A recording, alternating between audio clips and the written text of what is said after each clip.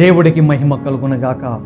సువార్తికుల సువార్తమానం అనే ఈ ఆధ్యాత్మిక కార్యక్రమం ముందు వీక్షిస్తున్న ప్రజలందరికీ కూడా ప్రభువైన యేసుక్రీస్తు నామములో శుభాది వందనాలు తెలియపరుస్తున్నా. ఈ సమయంలో ఒక చక్కని సందేశాన్ని మీ ముందుకు తీసుకొచ్చి ఉన్నా. అదేంటంటే పిలుపు, వాగ్దానం, అభిషేకం. దేవుడి యొక్క పరిచర్య చేస్తున్న ప్రతి ఒక్కరికి కూడా దేవుడి యొక్క పిలుపు, దేవుడి యొక్క వాగ్దానం, దేవుడి యొక్క అభిషేకం కావాలి. ఈ మూడు లేకపోతే ఆ పరిచర్య బలముగా ఉండదు. దేవుడు నడిపింపు లేక, దేవుడు చిత్తం బయలుపరచబడక, దేవుడు కార్యములు చూడలేక ఆ పరిచర్య ఉంటుంది. అందుకే ప్రియ సహోదరు సహోదరులారా, ఈ సందేశంలో మొదటిది పిలుపు. దేవుడు పిలుచుకోవడంలో మూడు భాగాలుగా విభజించాడు. మొదటిది, దేవుడు తన బిడ్డల్ని దర్శిస్తాడు.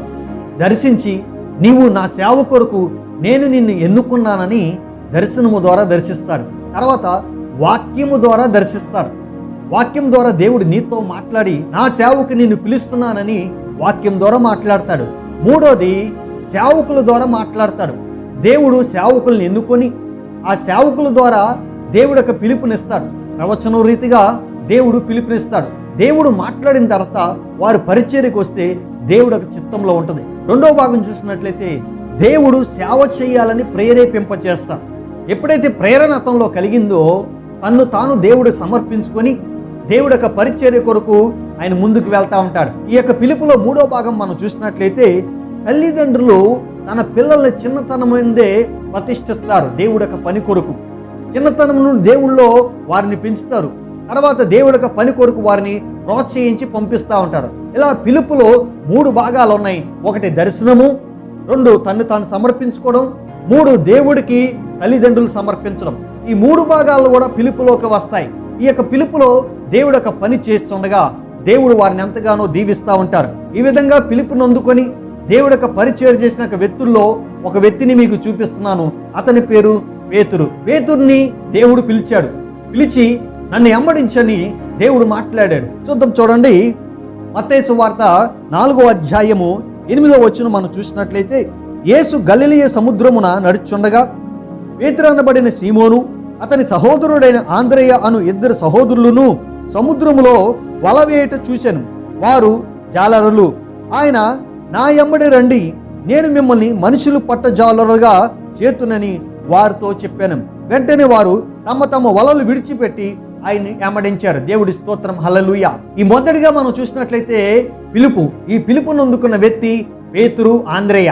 ఈ ఇరువురు కూడా దేవుడి యొక్క చిత్తము నెరవేర్చడానికి ఏర్పాటు చేయబడిన వ్యక్తులు. దేవుడు ముందు మొదటిగా ఇతన్ని పిలుచుకున్నాడు.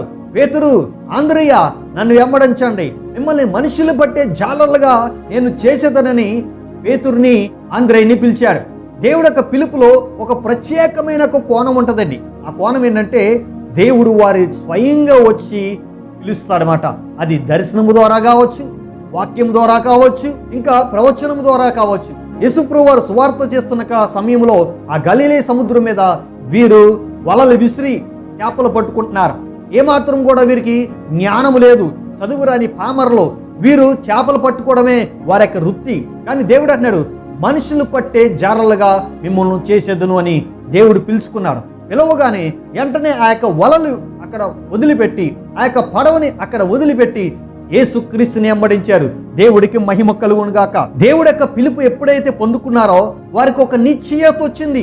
ఎందుకంటే స్వయంగా దేవుడే నన్ను పిలుస్తున్నాడు, ఇంకా ఈ పని చేయాల్సిన అవసరం నాకు లేదు, నేను దేవుడు పని చేయాలని ఉన్న పనిని వదిలిపెట్టి దేవుడి కోసం, దేవుడి యొక్క ప్రతినిధిగా దేవుడి యొక్క పరిచయం చేయడానికి యేసుని వెంబడించారు. ఈ రోజుల్లో చాలా మంది దైవ సేవకులు కూడా దేవుడి యొక్క పిలుపును అందుకున్నప్పుడు అనేకమైన ఉద్యోగాలు చేసినప్పటికీ, అనేక మంది వ్యాపారాలు చేసినప్పటికీ దేవుడి కోసం అవన్నీ ప్రక్కన పెట్టి దేవుడి కోసం సువార్త ప్రకటించడానికి కోసం సమస్తం విడిచిపెట్టి క్రీస్తుని వెంబడించి అనేకమైన సంఘాలు కట్టిన వారుగా మనకు కనబడుతున్నారు. అలాగే పేతురు కూడా ఏం చేశాడంటే తనకున్న పనిని విడిచిపెట్టాడు. ఎప్పుడైతే విడిచిపెట్టి క్రీస్తుని వెంబడించాడో దేవుడు అతన్ని ఎంతగానో బలపరుస్తూ 3.5 సంవత్సరాలు కూడా ఏ విధంగా సువార్త ప్రకటించాలని క్రీస్తును చూచి అతను నేర్చుకుంటా ఉన్నాడు. దేవుడి యొక్క పిలుపు లోబడి నిశ్చయత కలిగి దేవుడు నన్ను పిలుచుకున్నాడు, దేవుడే నన్ను వాడుకుంటాడు, మనుషులు పట్టే జాలరుగా చేస్తా అన్నాడు కదా అని అతను విశ్వసించి ముందుకు సాగుతా ఉన్నాడు. ప్రియ సహోదరు సహోదరులారా, దేవుడు నిన్ను పిలుచుకున్నాడా? పిలుచుకున్న తర్వాత నువ్వు అన్నీ వదిలిపెట్టిన తర్వాత నీకున్న సమస్యలు పెట్టి, నీకున్న ఇబ్బందులు పెట్టి నువ్వు వెనుకడిగేస్తున్నావేమో ఏమాకు. ఎందుకంటే దేవుడు సమస్తాన్ని సమకూర్చు దేవుడు. దేవుడు నిన్ను పిలిచినప్పుడు ఖచ్చితంగా నీకు పోషణ ఇచ్చే దేవుడు. కాకులతో అనుదినము ఏలియక ఆహారం ఇచ్చినట్లుగా ఏనాడు వాడు నిన్ను పస్తు పెట్టడు. ఒకవేళ పస్తు ఉన్నప్పుడు కూడా దేవుడు సమృద్ధి ఇచ్చేవాడు. దేవుడు అన్ని విషయంలో తోడే నడిపించేవాడు. పేతురుకైతే మధ్యలో ఒక సందేహం వచ్చింది. యేసయ్యా, నిన్ను విడిచిపెట్టి వస్తున్నాను, నాకేదైనా కలిగిద్దా అని ఆలోచన చేశారు.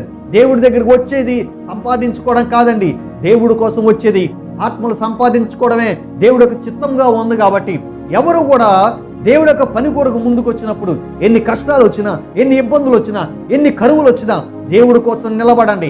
దేవుడి కోసం నిలబడినప్పుడు దేవుడి యొక్క ఆత్మ కార్యములు మీరు చూడగలుగుతారు. దేవుడికి స్తోత్రం, హల్లెలూయా. రెండోది మనం చూసినట్లయితే వాగ్దానము. సేవ పిలుపు పొందుకున్నాం, తర్వాత వాగ్దానము కావాలి. ఏంటి ఆ వాగ్దానము? చూడండి, మత్తయి సువార్త 16వ అధ్యాయము 18వ వచనం చూసినట్లయితే, మరియు నీవు పేతురువు, ఈ బండ మీద నా సంఘము కట్టెదువు, పాతాళ లోక ద్వారములు దాని ఎదుట నిలవ నెరవని నేను నీతో చెప్పుచున్నాను. దేవుడు స్తోత్రం, హల్లెలూయా. రెండో చూసినట్లయితే వాగ్దానము. పేతురు పిలుపును అందుకున్నాడు, ఆ పిలుపును అందుకొని క్రీస్తుని వెంబడించాడు. రెండోది దేవుడు అంటున్నాడు, వాగ్దానం ఇస్తున్నాడు. ఏంటంటే, పేతురు, ఈ బండ మీద నా సంఘము కట్టెదను. దేవుడు పిలిచిన తర్వాత ఒక వాగ్దానం మనం పొందుకోవాలండి. ఆ వాగ్దానం మనం ఏమై ఉన్నాం? పేతురుతో అంటున్నాడు దేవుడు, ఈ బండ మీద నా సంఘము కట్టెదను. పరిచర్యలు పలు విధాలుగా ఉన్నాయి. అదేంటంటే ఎఫెసీ పత్రిక 4వ అధ్యాయం 13వ వచనం మనం చూసినట్లయితే, ఆయన కొందరిని అపోస్తలుగా పిలుచుకున్నాడు, కొందరిని ప్రవక్తలుగా పిలుచుకున్నాడు, కొందరిని సువార్తికులుగా పిలుచుకున్నాడు, కొందరిని కాపరులుగా పిలుచుకున్నాడు, కొందరిని ఉపదేశులుగా పిలుచుకున్నాడు. దేవుడు నిన్ను ఏ విధంగా పిలిచాడు? దేవుడు నీతోటి ఏం మాట్లాడాడు? పిలుపు పొందుకున్నావు, వాగ్దానం ఏంటి? దేవుడు అంటున్నాడు అక్కడ పేతురుతోటి, పేతురు, ఈ బండ మీద నా సంఘము కట్టెదను, పాతాళపు ద్వారాలు ఏవి కూడా దాని ముందు పనికిరావు అంటున్నాడు. ఎందుకంటే దేవుడు పేతురుకి ఇచ్చిన వాగ్దానం ఏంటంటే అపోస్తుల యొక్క పరిచర్య. మనం చూసినట్లయితే గలతీ పత్రిక 2వ అధ్యాయం 8వ వచనంలో మనం చూస్తే, సున్నతి పొందిన వారికి అపోస్తులు అవుటొకట పేతురుకి సామర్థ్యత ఇచ్చాడని పౌలు గారు సెలవిస్తున్నాడు. నిజంగానే ఎవరు ఈ సున్నతి పొందిన వాళ్ళు? యూదులందరికీ సువార్త ప్రకటించడానికి ఇతనికి అపోస్తులుగా దేవుడు నియమించాడు. ఈ సహోదరు సహోదరులారా, దేవుడు నీకు ఎటువంటి వాగ్దానం ఇచ్చాడు? అపోస్తులు వాగ్దానం ఇచ్చాడా నిన్ను అపోస్తులుగా వాడుకుంటానని? లేక ప్రవక్తగా వాగ్దానం ఇచ్చాడా నిన్ను ప్రవచనం చెప్పేవాడుగా ప్రవక్తగా వాడుకుంటానని? లేదా సువార్థికుడిగా వాగ్దానం ఇచ్చాడా నిన్ను సువార్థికుడిగా అనేక దేశాలు అనేక ప్రాంతాలు తిప్పుతానని? లేదా కాపరిగా వాగ్దానం ఇచ్చాడా నిన్ను ఒక సంఘ కాపరిగా సంఘాలు కడుతూ అనేక మందికి రక్షణలో నడిపించాలని? లేక ఉపదేశకుడిగా వాగ్దానం ఇచ్చావా నిన్ను ఒక బైబిల్ కాలేజీ టీచర్గా అనేక మంది ఉపదేశించేవాడుగా అనేక మంది శిష్యులను తయారు చేసేవాడుగా దేవుడు వాగ్దానం ఇచ్చాడా? ఏ వాగ్దానం ఇచ్చాడో ఆ వాగ్దానాన్ని కనుగొనాలి. దేవుడు నాకు ఇచ్చిన వాగ్దానము ఏంటని కనుగొనాలి. పేతురుకి ఇచ్చిన వాగ్దానం ఏంటంటే అపోస్తులుడిగా ఆయన పరిచయం చేయడానికి దేవుడు అతనికి ఇచ్చిన వాగ్దానం. మొదటిగా పిలుపు పొందుకున్నాడు, రెండోది వాగ్దానం పొందుకున్నాడు, అపోస్తులుడిగా పిలువబడ్డాడు, అపోస్తులుడిగా దేవుడి యొక్క పని చేయడానికి వాగ్దానము పొందుకున్నాడు. దేవుడు స్తోత్రం, హల్లెలూయా. మూడోది మనం చూసినట్లయితే అభిషేకం అనేది చాలా ప్రాముఖ్యమైనది. ప్రతి సేవకుడికి అభిషేకము ద్వారానే వారి యొక్క పరిచర్య ఎంతో బలంగా ఉంటుంది. దేవుడు ఆత్మచేత బలంగా తాకినప్పుడు ఆ పరిచారకుడు దేవుడి యొక్క పనిలో బలంగా ఉంటాడు. దేవుడు సెలవిచ్చాడు పేతురుకి, అక్కడున్న శిష్యులకు, మీరు వెళ్ళండి, మేడగదిలో ఉండి ప్రార్థన చేయండి, నేను ఏ రీతిగా వచ్చి ఉన్నానో అదే రీతిగా మళ్ళీ మీ మీదకు రాబోతున్నాను, పరిశుద్ధాత్మగా నేను మీ మీదకు రాబోతున్నాను, మిమ్మల్ని అభిషేకించబోతున్నానని దేవుడు సెలవిచ్చినప్పుడు వారందరూ కూడా మేడగదిలో వెళ్ళి విశ్వాసంతో ప్రార్థన చేస్తూ ఉంటే దేవుడి యొక్క ఆత్మ అభిషేకము వారి మీద బలంగా వచ్చినందున వారు అభిషిక్తులయ్యారు. దేవుడి స్తోత్రం, హల్లెలూయా. దేవుడి చేత అభిషేకం అందుకున్న వారుగా ఉన్నారు. దేవుడి ఆత్మ చేత బలంగా వాడబడడానికి ధైర్యం తెచ్చుకున్నారు. దేవుడి యొక్క ఆత్మ వారిని ప్రేరేపింపగా పేతురు లేచాడు. అపోస్తలుల కార్యం 2వ అధ్యాయం 14వ వచనం చూస్తే లేచి బలంగా దేవుడికి సువార్త ప్రకటించడం మొదలుపెట్టాడు. అక్కడ ఉన్న వారందరూ ఆశ్చర్యపోయారు. అక్కడ ఉన్నవారు ఏంటి పామరైన వాడు ఇంత ఆత్మాభిషేకంతో మాట్లాడుతున్నాడు, ఎప్పుడో ఏవేలు ప్రవక్త ద్వారా మాట్లాడిన సంగతులు ఇప్పుడు బోధిస్తున్నారని వారందరూ ఆశ్చర్యపోయి అయ్యా మేము కూడా మారు మనసు పొంది రక్షణ పొందుకుంటామంటే వారందరూ కూడా వారి పాప క్షమాపణ నిమిత్తంగా మారు మనసు పొందుకున్నారు, రక్షణ పొందుకున్నారు, బాప్తిసం పొందుకున్నారు. దేవుడి యొక్క చిత్తములో 3,000 మంది రక్షించబడ్డారు. పేతురు దేవుడు ఆత్మచేత బలంగా వాడబడ్డాడు, దేవుడు ఆత్మచేత ప్రేరేపింపబడ్డాడు, దేవుడు ఆత్మచేత మాట్లాడితే 3,000 మంది రక్షించబడ్డారు. దేవుడికి మహిమ కలుగును గాక. పేతురులో మనం 3 లక్షణాలు చూడగలుగుతున్నాం. ఒకటి, దేవుడు యొక్క పిలుపు పొందుకున్నాడు. రెండోది, వాగ్దానం పొందుకున్నాడు. మూడోది, అభిషేకం పొందుకున్నాడు. ఇలాగా ఈ యొక్క పరిచర్యలో ఈ 3 మనకు చాలా అవసరమైంది. దేవుడి యొక్క పిలుపు, దేవుడి యొక్క వాగ్దానము, దేవుడి యొక్క అభిషేకం. ఈ 3 ఎప్పుడైతే పొందుకుంటామో ఒక బలమైన సేవకులుగా వాడబడతారు. దేవుడికి మహిమ కలుగును గాక.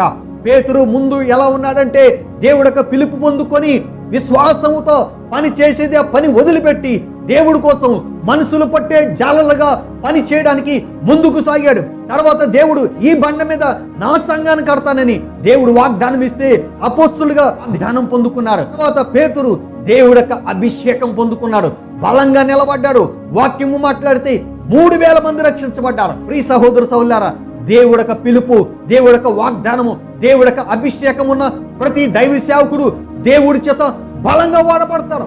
దేవుడి యొక్క పిలుపు నొందుకున్న మనమందరం కూడా అట్టి విధంగా ఉండాలని, ఈ యొక్క 3 కలిగి ఉండాలని మనం విశ్వాసంతో దేవుడి దగ్గర కన్నీళ్లు కాచి, ఒకవేళ నీకు పిలుపు లేదా పిలుపు కొరకు ప్రార్థన చేయి. ఒకవేళ నీకు వాగ్దానం లేదా, నా నిమిత్తంగా నువ్వు ఎటువంటి వాగ్దానం ఇచ్చావు, నన్ను ఏ పరిచర్య కొరకు పిలిచావని వాగ్దానం తీసుకోండి. మూడోది, దేవుడికి అభిషేకము, దైవ సేవకుల చేత ప్రార్థన చేయించుకుని అభిషేకం నొందండి. లేదా దేవుడి దగ్గర పాదాల దగ్గర అడిగి ప్రభువా నన్ను అభిషేకించాయి అని దేవుడి సన్నిధిలో అడిగితే దేవుడు ఖచ్చితంగా అభిషేకిస్తాడు. ఈ విధంగా పిలుపు, వాగ్దానము, దర్శనము తీసుకొని మనం పరిచర్యకి వెళ్తే దేవుడు అద్భుతంగా మనల్ని వాడుకుంటాడు. కాబట్టి ప్రియ సహోదర సహోదరులారా, ఈ మాటలు విన్న మీరు కూడా దేవుడి సన్నిధిలో ప్రార్థన చేయండి, దేవుడి సన్నిధిలో పిలుపు నొందుకోండి, వాగ్దానం పొందుకోండి, అభిషేకింపబడండి, దేవుడు పని కొరకు వెళ్ళండి. దేవుడి మాటలు దీవించిన గాక. ఆమేన్. చిన్న ప్రార్థన చేసుకుందాం. మహాపరిశుద్ధుడ మహోన్నతుడా, ఆయన పిలుపు కావాలని, వాగ్దానము కావాలని, అభిషేకము కావాలని నువ్వు సెలవిచ్చిన విధానంగా మేము నాయన ఈ 3 కలిగి ఈ పరిచర్యకి వెళ్ళడానికి కృప చూపించి, అనేక ఆత్మలు కట్టడానికి కృప చూపించి, నీ నామాన్ని మహింపరచమని యేసు నామములో అడుగుచున్నాం తండ్రి. ఆమేన్. అందరికి వందనాలు. దేవుడు మిమ్మల్ని దీవించును గాక. ఆమేన్.